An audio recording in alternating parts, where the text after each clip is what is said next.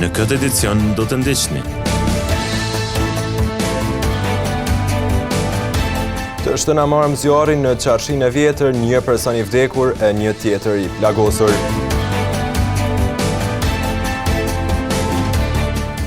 Punëtorët e higjienës në spitalin Isa Grezda në grev shkak mos ekzekutimi i pagës.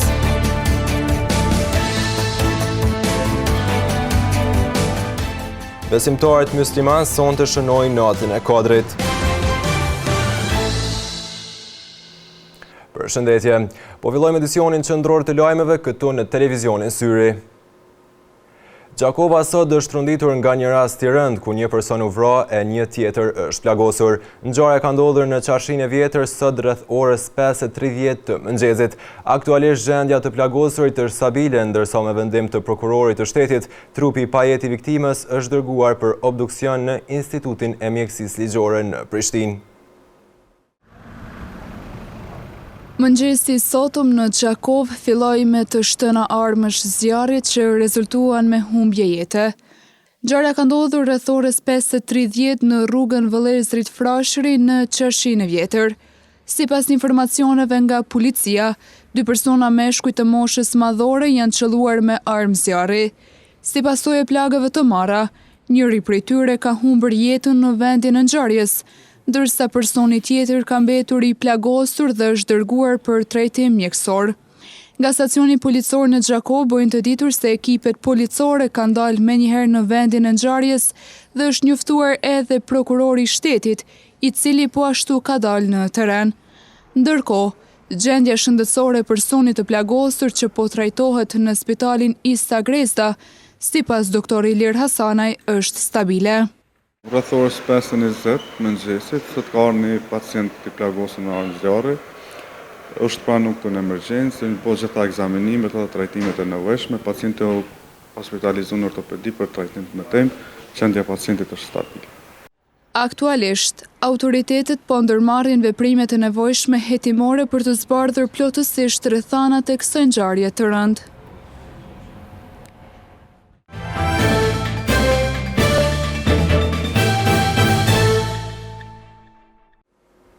Shërbimi i higjienës në spitalin Isa Grezda në Gjakov për shkak të mos ekzekutimit të pagave sot ka nisur greven. Pakënaqësitë e tyre u akumuluan për disa muajsh dhe të njëjtit sot përmes greves kërkuan ekzekutimin e pagave, në të kundërtën do të vazhdojnë greven deri në përmbushjen e kërkesave të tyre. Punëtorët e higjienës që kryen shërbime në spitalin e përgjithshëm Isa Grezda në Gjakov sot kanë mbajtur grevë në oborrin e këtij institucioni shëndetësor, duke shprehur pakënaqësitë e tyre për vonesën e pagave. Sipas tyre, pagat zakonisht transferohen me datën 2 të çdo muaji, por këtë herë pagesat janë vonuar, gjë që ka shkaktuar shqetësim te punëtorët. Njëra nga punëtorët e higjienës, Saki Behoti, tregoi më shumë rreth situatës dhe vështirësive me të cilat po përballen për shkak të mos ekzekutimit të pagave. Data 15 na e kemi njëtin problem, muj për muj njëtin problem. Dej me 2 e kemi në kontratë me marrë rrogën. Na presim dej me 5. Sa data 15 na kemi rrogën hala. Drejtori thot nuk kemi parë, për ministrisë nuk i ka nderë. Firma thot unë nuk kam, na jemi viktima. Njëtin problem muj për muj e kemi. Njëtin problem. Edhe na që të grek kina me vazhdu dhe sa të kryet realizimi jonë. Doktorët motrat i kanë marrë me datën 27 shkurt, kur gjë higjienistët data 15 pa rroga. Na më varën për qësaj rroge, përgjësin na më varën për qësaj rroge. Nuk po thon, po shumica janë përgjësi. Janë për qësaj rroge, edhe rroga vogël, edhe që to se në kanë qesin, unë nuk di qësh jo bon ftyra me na lonë këtë gjendje me na bo. Edhe një punëtore tjetër, Viktore Maksuti, shprehu shqetësimin e saj lidhur me këtë çështje, duke kërkuar që pagesat të realizohen me kohë. Kena prit deri sot, nuk e kena gjetë përgjigjen e duhur, kena hasë në vesh shurdër, kur sa ka mirët me ne, që edhe sot kena dalë askar kush mu marrë vesh me ne se qysh e tek, na kena vendos me ndërprej punën, për shkak mos pagesat rrogave. Është drejtë e jona. Ndërkohë nga Spitali i Përgjithshëm i Sagreza kanë reaguar përmes një komunikate për media të publikuar në rrjetin social Facebook. Në reagim thuhet se shërbimi i higjienës në spital është i privatizuar që nga viti 2009 dhe realizohet përmes kontraktimit të shërbimeve me operator ekonomik. Sipas spitalit, punëtorët e higjienës nuk kanë kontrata pune me spitalin, pasi punëdhënësi i tyre është kompania private e pastrimit Krasniqi SHPK, e cila është përgjegjëse për pagesën e pagave dhe përmbushjen e obligimeve ndaj stafit të saj. Besimtarët muslimanë përkujtojnë gjatë muajit Ramazanit edhe natën e Kadrit, një nga netët më të rëndësishme dhe më të shenjta për fenë islame. Hoxha Abdurrahman Bejtullahu thotë se është shumë e rëndësishme dhe besimtarët e kalojnë këtë natë në lutje, falje namazi dhe kërkim faljeje për mëkatet. Sonte shënohet nata e Kadrit, një ndër netët më të rëndësishme për besimtarët musliman gjatë muajit të Ramazanit, sepse është nata që ka zbritur Kurani, libri i shenjtë. Hoxha Abdurrahman Bejtullahu, kryetari i shoqatës Bereqeti Dega në Çakov, u shpreh se këtë ditë besimtarët e presin me gëzim dhe adhurime, duke filluar nga falja e namazit, sadakaja e ndihma ndaj të tjerëve. Është një natë cilën besimtarët e presin anë mban botës me gëzim, me adhurime dhe ibadete të ndryshme, duke filluar nga namazit që e bojmë, nga sadakoja e lëmosha që e japin, dhe nga ndihma ndaj të tjerëve. Sot nga mëngjesi kena prit shumë donatorë që kanë ardhur deri më sot, dikush 10 paku, dikush 500 euro, Lidoni ka sjell 1000 euro. Është ka vlerë se është nata që ka zbrit Kurani famlar, libri i shajtit besimtarëve në ditën e gjykimit, dhe po mundohen besimtarët që janë sa më afër atyre që kanë nevojë. Bash Zoti, kemi nata të tilla të shumta gjatë tërë vitit, sepse entuziazmi dhe interesimi popullat është për të tjerët është shumë më i madh se sa në të natë. Sa i përket ndihmave që dhurohen, Hoxha Bejtullahu tha se në regjistrat e shoqatës janë 53 familje të cilave do t'ju dhurohen një pako ushqimore, një shumë simbolike e të hollave dhe një ëmbëlsirë që do të shpërndahen natën e Bajramit. Kemi vitrat, ato shkojnë në medresene me Salaudin në Prishtinë, se vinë qytetarë të sjellin, shumë është 5 dhe 15. Kurse ato që vinë të fshata Bereqet, do të bëhen pako ushqimore, do të bëhen zarfat posaçëm për jetim që do të shpërndahen në kanite psi bakllave kemi bërë gati, dikon 53 familje kemi gjysat tona, të shpërndajmë ditën e ajet natën e Bajramit që ata më pas si pako ushqimor, një shumë simbolike të hollave dhe në mëlçin në trezën e tyre. Gjatë natës së Kadrit, muslimanët zakonisht falen, lexojnë Kuranin, bëjnë lutje dhe kërkojnë falje për gabimet e tyre. Shumë e shohin këtë natë si një mundësi për reflektim, për të pastruar shpirtin dhe për të kërkuar mëshirë dhe udhëzim nga Zoti, nga se në Kuran, nata e Kadrit konsiderohet si më e mirë se 1000 muaj. Java ka nisur mbarë në shkollën fillore Kërmend Rizvanolli. Nxënësit dhe mësimdhënësit kanë shënuar festën e shkollës me një program artistik ku kanë mundësuar momente festive për të gjithë të pranishmit. Me program të pastër artistik të përgatitur nga nxënësit e mësimdhënësit, shkolla fillore Kërmend Rizvanolli ka shënuar festën e shkollës, datë kjo që përkon me ditëlindjen e Kërmendit. Drejtoresha e shkollës, Valma Kamishi Zeka, në fjalën e saj u shpreh se ky institucion ka qenë vatër e dijes për 13 vite me radhë dhe se shkolla nuk është vetëm vend ku mësohet, por edhe vend ku formohen njerëzit që ndryshojnë botën. Sot kjo apo ky vend do të mbushet me zëra, me këngë, me poezi dhe me buzëqeshje, por mbi të gjitha do të mbushet me krenarinë për shkollën tonë, sepse po besojmë që një shkollë e mirë nuk është vetëm vendi ku mësohet, por vendi ku formohen njerëzit që të ndryshojnë edhe botën. Me shumë krenari, për 13 vite më radhë në këtë komunitet shkollor të jashtëzakonshëm dhe me besim të madh në të ardhmen e nxënësve tanë, kemi punuar që të jemi model dhe shembull i mirë, por duke qenë të vetëdijshëm që puna në shkollë dhe në arsimimin e këtyre nxënësve kërkon ende më shumë. Drejtori në drejtorinë e arsimit në Gjakov, Hysen Brahimaj, në fjalën e tij u shpreh se kjo shkollë ka dëshmuar se është institucion model i dijes. Para 13 vite ky objekt ka filluar punën. Falë stafit të cilët e kryen një punë të jashtëzakonshme, falë prindëve të cilët janë shumë koordinues, falë nxënësve të cilët janë shumë aktiv, kjo shkollë për momentin është model në punën e Gjakovës. E them me përgjegjësi të plotë, për arsye të shumë motja të cilat janë bën nga brenda dhe jashtë. Drejtoresh e nderuar, të rroj punë të mbarë, të rroj suksesin e vazhdim, siç e tha aty, puna kur nuk do të jem të kënaqur, puna do të jetë vazhdimsi. Andaj stafit dhe komunitetit e kësaj shkolle, familjes Rizvanollit e cilët janë prezent këtu, ju jam shumë mirë njerëz. Ndërkaq familjari i Këlmend Rizvanollit, Xhelal Kusari, sot uroi që shkolla të ketë sa më shumë suksese, sepse kjo ka qenë dëshira e prindërve të Këlmendit dhe vet atij. Unë uroj që gjendja e mirë e shkollës dhe vlerësimet që vëllan që kjo shkollë, këtë shkollë model, të jetë pikë referencë edhe për shkolla tjera dhe të ketë suksese të vazhdueshme, të pandalshme. Se këto ishin edhe dëshirat e prindëve të Këlmendit dhe të ative. Me shpresë se sukseset e juja do të rriten, do të jenë vazhdimisht, dhe më thonë, kemi ku informohen, se ajo është edhe një gëzimi joni, se kjo datë shënën ditëlindjen. Ne ishim mësu për ditëlindje më taku, tash të takohëm me 500 nxënës të tjerë. Kështu që uroj që e ardhmja kësaj shkolle të jetë e ndritshme dhe të shpërthej edhe kufit e Kosovës. Me pika të shumta muzikore, valle e poezi u përmbyll kremtimi për shkollën Këlmend Rizvanolli, teksa të pranishmit nderuan kontributin e të ndjerit Rizvanolli.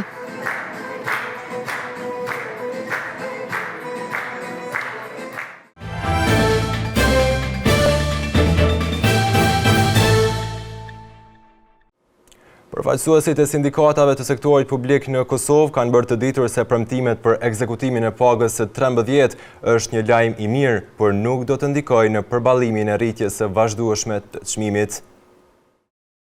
Sindikatat e punonjësve të sektorit publik në Kosovë vlerësojnë se paga 13, e cila për herë të parë pritet të ekzekutohet në fund të muajit mars, nuk po shihet domosdoshmërisht si shtimi fuqisë blerëse. Kryetari i sindikatës së zjarfikësve Muharrem Beka thotë se kjo pagesë e zbut sadopak situatën, por nuk mjafton për të përballuar shpenzimet mujore. Është një hyrë që sadopak i zbut situatën, mirë po nuk e di sa do të jetë e kënaqshme për shkak se jemi dëshmitar se kohën e fundit kemi inflacion të ngritur, kemi ngritje të çmimeve, mandej tash sfundit edhe si shpritet edhe i artikujve të tjerë. E kryetari i sindikatës së bashkuar të arsimit, Raman Jasharaj, thotë se realizimi i pagës së 13 është një hap pozitiv, por ndikimi i saj do të jetë i kufizuar për shkak të rritjes së çmimeve. Në këtë kohë kur kemi ngritje të vazhdueshme të çmimeve, kjo do të jetë ndihmëse e vogël karshi ngritjes së çmimeve dhe konsideroj se më mirë do të ishte mbase të ngriteshin pagat, sepse ato do të ishin një ngritje e përhershme, kurse kjo është një ndihmë një momenti dhe do t'ju shkoj kolegëve të mi që nga qërë dhe universitet, po edhe tërë sektorit publik, do t'ju shkoj në ngritje çmimesh. Edhe Bashkimi i Sindikatave të Pavarura të Kosovës vlerëson se pagesa shtesë është e mirë se ardhur, por nuk e zgjidh problemin kryesor. Kryetari i BSPK-s dhe Hykolli thotë se zgjidhja afatgjate do të ishte rritja vlerës së koeficientit të pagave në mënyrë që të punësuarit të mund të përballojnë më lehtë koston në rritje të jetesës. Mirë se ardhur për arsye se ke çmimet, domethënë janë ngrit. Mirë po shqetësimi jonë si BSPK është shumë i madh se ne do të ulim edhe të diskutojmë për vlerën e koeficientit për arsye se koeficienti është i ulët. Domethënë ndoshta për këto momente paga 13 është e mirë se ardhur, mirë po kjo është bisedu edhe duhet të futet në marrëveshjen e përgjithshme kolektive. Në kohën kur inflacioni në Kosovë ka shënuar rritje mesatare për rreth 6%, e kur së fundmi janë shtrajntuar edhe karburantët dhe është paralajmëruar mundësia rritjes së tarifave të energjisë elektrike, kjo pagesë shtesë rrezikon të shpenzohet shumë shpejt për nevojat e përditshme. Sipas Agjencisë së Statistikave të Kosovës, rritja vjetore e çmimeve është ndikuar kryesisht nga shtrajntimi i disa grupeve të mallrave dhe shërbimeve, përfshirë shërbimet në lidhje me pajisjet personale të transportit 42.5%, biletat e fluturimeve 39%, si dhe furnizimi me ujë dhe shërbime të tjera që lidhen me vendbanimin 33.4%. Suksesshëm është finalizuar projekti për mbledhjen e fondeve në blerjen e një banese të familjes së Blerimvorfit, i cili prej vitesh jeton në kushte të vështira financiare. Nga shoqata Bereqeti bëjnë të ditur se janë duke u bërë përpjekje të fundit që sa më shpejt të blehet banesa. Suksesshëm është finalizuar projekti për mbledhjen e fondeve për blerjen e një banese për familjen Vorfi në Gjakov, i cila prej vitesh jeton në kushte të vështira financiare. Ky projekt humanitar është realizuar nga shoqata humanitare Bereqeti Dega në Gjakov, e cila përmes vullnetmirëve të shumt ka arritur të sigurojë mjetet e nevojshme për blerjen e banesës për familjen e Blerimvorfit. Nga kjo shoqat bëjnë të ditur se falë solidaritetit të madh të qytetarëve dhe donatorëve, tashmë janë mbledhur të gjitha mjetet e nevojshme për realizimin e këtij projekti. Kryetari i shoqatës Bereqeti në Gjakov, Hoxh Abdurrahman Bejtullahu, falenderoi të gjithë donatorët dhe personat që kontribuan në këtë nismë humanitare. Fillimisht falenderojmë stafin e TV-s për punën e mirë që kanë bërë lidhje me blerimin banesën e tij, pastaj drejtorin e shkollës, plerotin dhe stafin arsimor edukativ me prindërit dhe nxënësit që kanë dhënë ndihmë dhe çdo bamirës dhe bamirëse nga vendet diaspora, për një kohë rekord dhe më pak se 20 ditë janë mbledhur shumë 40.000 euro. Ata që kanë qenë të fundi kanë qenë papoqarët, është një organizatë e cila është në Zvicër, që kanë sjellë shumë nga 7.000 euro, dhe më thash na ka filluar me stafin ton duke përgatitur, duke zbukuruar gjërat sekondare që na ka mbetë me kompletu banesën. Është një festë e cila na pret me dy gëzime të mëdha, besën festën e Bayramit i kemi edhe festën se blerimi ka prit tash sa vite, me ata fëmijë moratu dhe më në fund ka dorë Zoti ratohet. Banesa është 90 metra katror, ka 2 dhoma gjumit, ka balkonin, sallën e kuzhinën, besoj që nuk do të lëm asgjë mungi dhe në brushën e dhomit ja kompletojmë inshallah. Ndërkohë, nga shoqata bëhet e ditur se banesa për familjen Vorfi pritet të dhurohet të njëjtën në prag të festës së Bayramit, duke sjellë kështu gëzim dhe shpresë për këtë familje. Në vazhdim të ndjekim parashikimin e motit për ditët në vijim.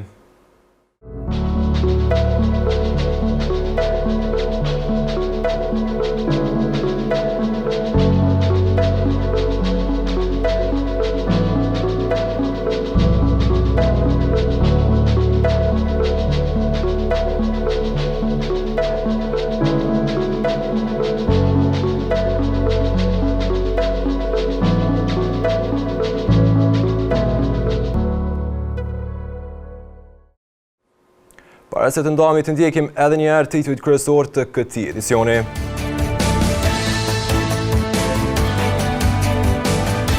Të shtëna marrëm zjarrin në Qarshinë e Vjetër, një person i vdekur e një tjetër i plagosur.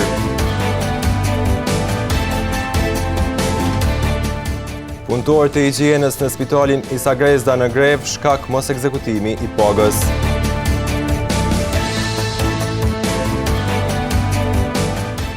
Besimtarët musliman sonte shënojnë natën e Kadrit. Këtu merr fund ky edicion qendror i lajmeve. Ju mund të vazhdoni të na ndjeqni në televizionin Syri si dhe në rrjetet tona sociale. Mirupafshim.